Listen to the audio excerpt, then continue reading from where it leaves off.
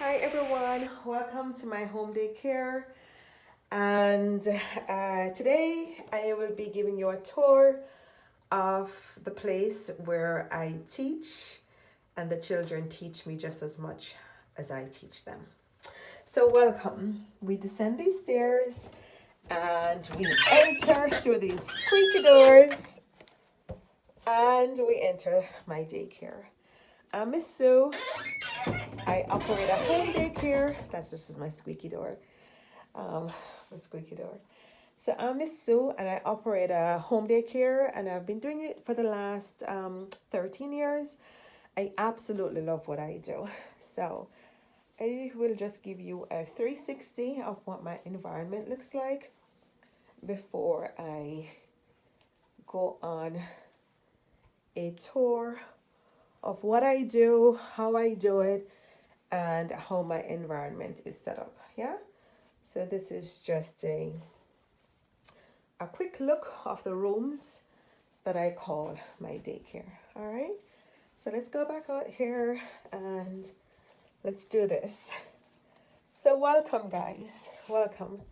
This is the place that the children teach me and mold me just as much as I teach and mold them. So here we have invitations. I love the set of invitations. Early in the mornings when the children come, they come in to play and they come in to be with Miss Sue and to have fun and all of those good things. So how I love to have my mornings set up is to have little play invitations for them so that it's not like a rush, but everybody comes in quietly and we just malaise into enjoying the day until we get outdoors and have other activities. We've been studying with the bumblebee. It's the end of the season and the kids just absolutely love bumblebees. So my son, he drew the bee up there and I helped also. So we've been setting up invitations for the children to learn with the buzzing bee. Here I have, so what I'll do, because my head is like that, I keep going from one place to the other. That's just how my head works.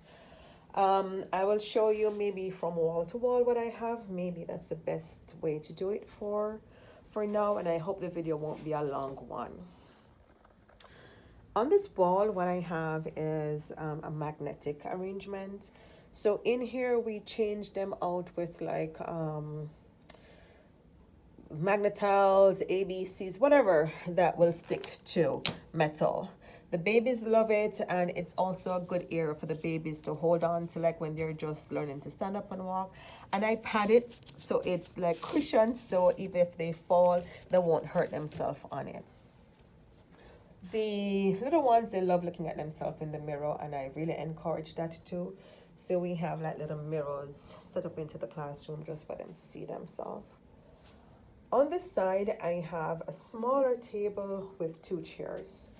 So 2 toddlers, they can sit here depending on who comes on what day, because sometimes I don't do part-time and sometimes I do. For this set of enrollment, I have some part-time children, and I specifically did it that way just to have less kids one day and just enough kids one day, so that there are days when you're feeling tired, you don't have a lot of children, days when you feel like you have a lot of energy, you have enough children. So it depends on the daycare provider. You set up your environment the way that you want it and how you want it to flow. I do believe that our environment, the way it's set up, will also dictate the flow, the atmosphere, and the level of chaos or calmness that we experience during the day. So I got this piece here from IKEA, and what's in here are materials hidden, so it's not really showing as to what we have out, but the children don't need to get up in here. I make toys accessible to them, and that's the other thing. Your toys don't have to be everywhere. You can have toys put away from the children and then you put it down for invitations. Nothing has to be on the floor level for them to get into and then leave, and you all know how that is. This is their one of their art area where their art is displayed, and I've had this for some time, so I'm going to change it out very soon, because that was when they were working on the butterflies. Now that we're working on bee, I know we'll have something up there for them. The infants, this is a treasure basket that I have out for one of my infants. I love making homemade toys. So this is here for the infant when they come out, because we have mobile infants right now. And you'll see in the baby room how I set up some things too. Again, I really love doing homemade toys and making homemade arrangements. So I do all of these things. And if you do recycle, my advice is just to glue the top of this with a hot glue or whatever glue, so that they can't open it to get to whatever is inside of it. You know, just glue it, because we know how curious children are, and we never want to have them choke on things. Again, treasure baskets for them to play with whenever they need it. Different invitations for the children when they come in. This table functions as my activity table, and the Legos are under here and the trains are under here. Now, it depends on the space you have, whether or not you want a train table or not. I chose not to have a train table because it was just one function of it. But like an activity table, I can do so many things with an activity table as opposed to just a train table. And I encourage providers to get on the floor with their children and play. So we do a lot of floor play. This is like a science area, quote unquote. I know we should have stations, but work with the space that you have and see if you can put little things out that still serves as like an art area, a science area, little things. So this is what I have here. And then these are little sciences that they have up here too. Yeah. So this is our art station here. And the children, they've got access to paintbrushes. They've got access to paint. We do a lot of watercolor paints. And sometimes we just put the watercolor pieces, you know, in here. Like this. Just whatever color palette that you're looking to have them explore with mixed colors. Put it in there and then offer them the paintbrushes. I also like these because you fill them with water and they're able to paint with it too. Like they use it to paint these Melissa and Doug water thing. Kind of like the what's board again? I can't remember the board that I keep giving the kids. The Buddha board. You know, that Buddha board that you just put water on. So what's behind this curtain? Behind the curtain, we've got lots of puzzles. We've got science again. We have this little it's like a little house or a station, a fire station that I have one of my little kids that just love to play hide and seek and go into little nooks and crannies, and she loves to come over here and play. And again, there's so many pieces here that if it was to be revealed, it would just look like one big clutter. And that's how I had it before.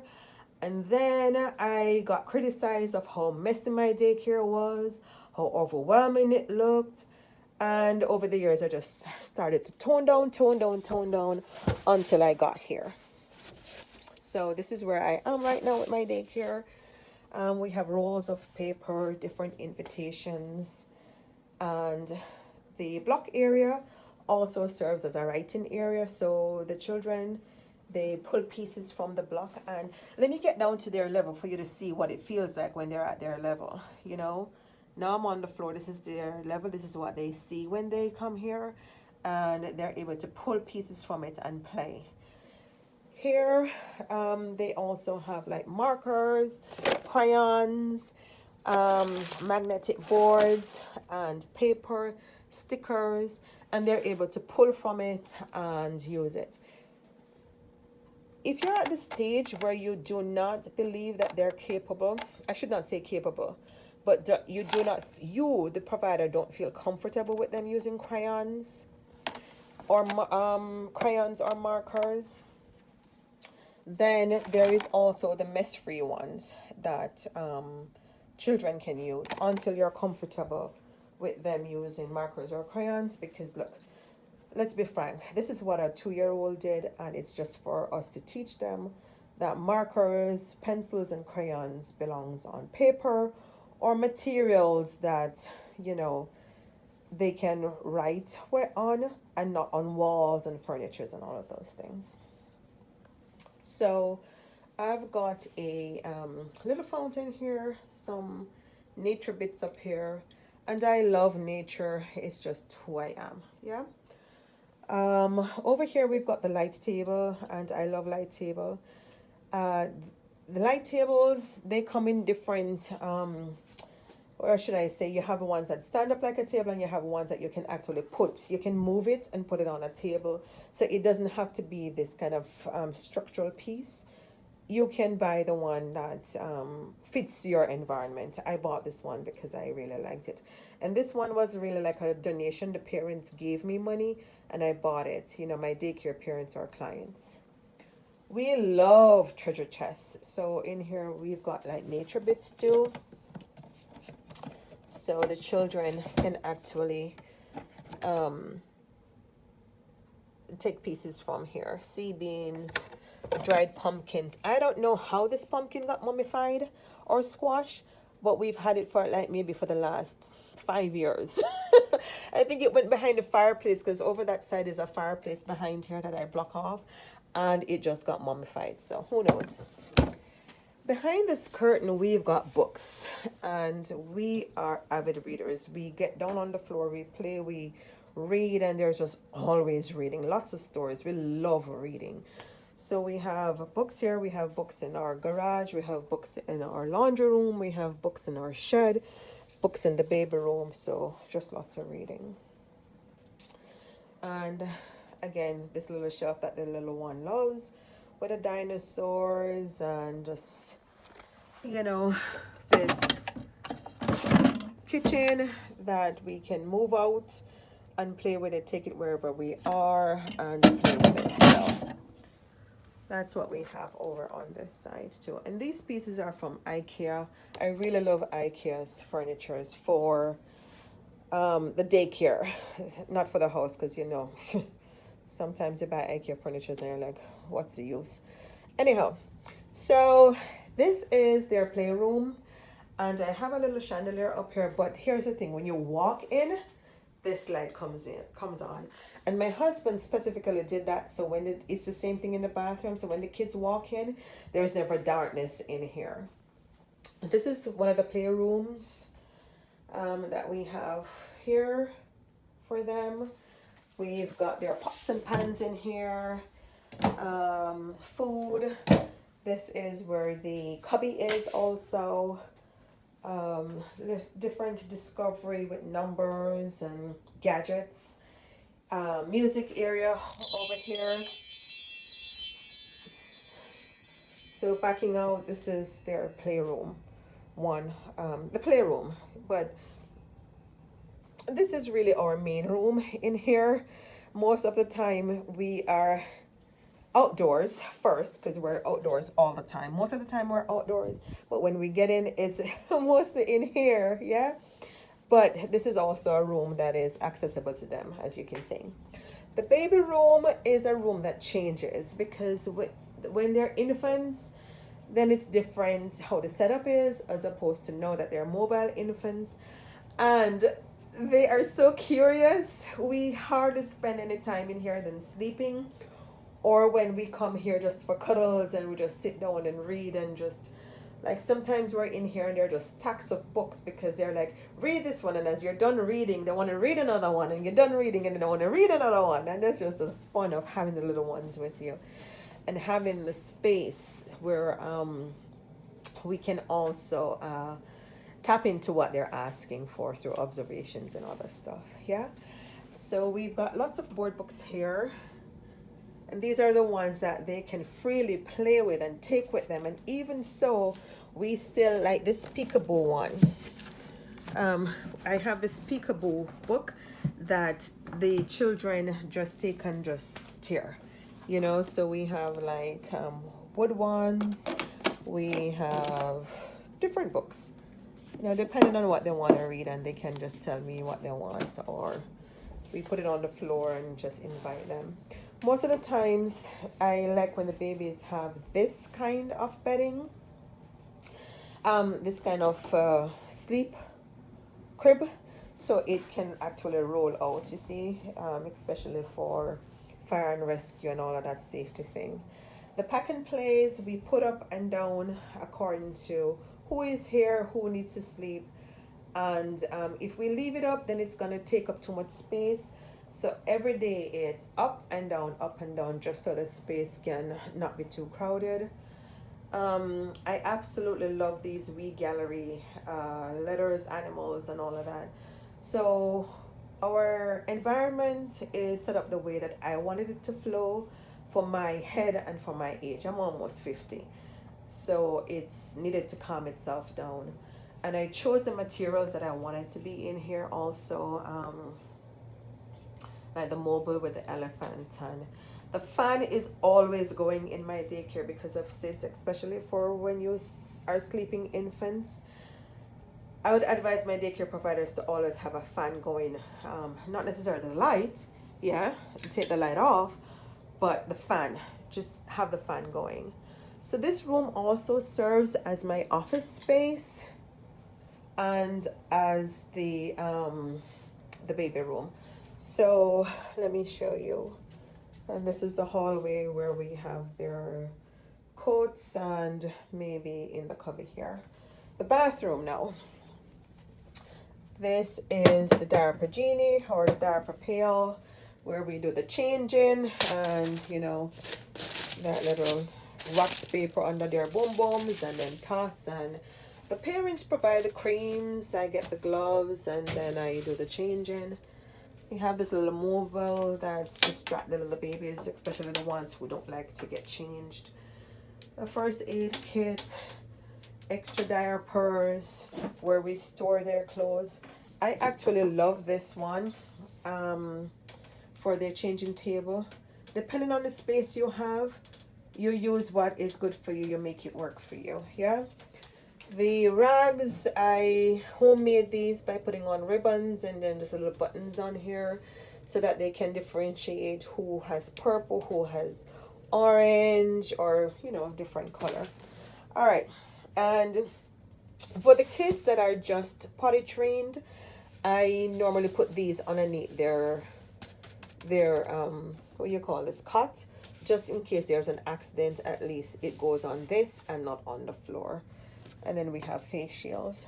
So this is what my little daycare looks like. Again, it's a home daycare that I operate, and I have the entire lower level of the daycare that is specific, that of my house, I'm sorry, that is specific to the daycare and how the kids play, roam, and learn, and all of those good stuff. So I would love to hear from you. It was a lot of criticism that got me to where I am, where I no longer have ABC 1, 2, 3 on my walls. It was a lot of criticism that got me to tone my daycare down and choose how I wanted it to look and how I wanted it to feel also, because it's not just the look, but it's also the feel of it, how you want the children to operate, the kind of inquiry that the children may take to the environment, how you can manipulate, say, vintage items, because I love thrifting. So as you can see, I have a lot of thrifty pieces in my daycare. I've got this, as a Jamaican, I say, I got this Dulcimina here, and this is also one of their treasure baskets where we put things in to from time to time. Let me see what I've got in here. Oh, dried flowers. Yeah, we put things in here from time to time for the babies, just little curiosity. And this is a mat that I got from Ross, and the kids love to stand on it for sensory. Again, I'd love to hear from you, Miss Sue, and thank you so much for coming on a tour with me. And I hope I didn't talk your ears out, but may you find inspiration, and may you get back to me and let me be inspired from you, because we learn from each other and together we grow. And I could not be in this business had it not been for daycare providers helping me along the way, and for me working through my challenges and learning. As long as we open our mind for learning and growth, then we're always in a position to receive. And I love to receive, and I hope too that there is something that you got from my learning environment, even though I operate in a home. And I don't see myself as just saying we operate from a home. Oh, how did I forget to show you? Guys, I also write a book for daycare providers, Overcoming Daycare Burnout, if ever you feel like getting something on Amazon to learn more about how to overcome the challenges of feeling burnout, feeling done, feeling like, oh, you know, which we all feel. Look outside, it's gray. So you know what I'm talking about. Living in the Midwest, there's not much sun. Anyways, I can chat and chat and chat. So I'm going to say over and out. Lots of love, Miss Sue. And thank you so much for watching this video. And let me hear what you have to say. And ask all the questions that you want to ask. Thank you. Bye-bye now.